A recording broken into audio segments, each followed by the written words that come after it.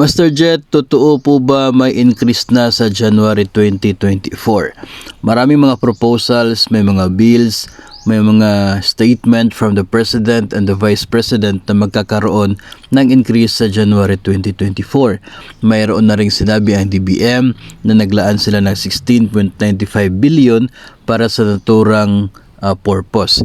Pero as of today ay wala pa rin pong opisyal na batas o kaya ay order from the President na nagsasabi na mayroon talagang increase by January 2024.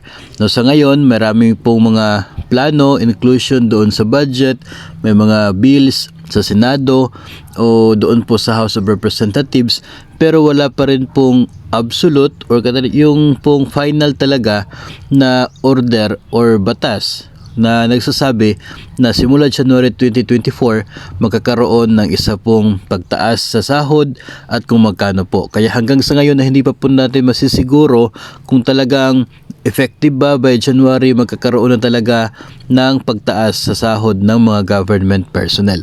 Abangan na lamang po natin ang magiging deliberation sa 2024 budget at maging sa ilan pong mga pending ng mga bills, baka sakali po na may mga lulusot doon o kaya ay bigla maglabas ng order ang Pangulo.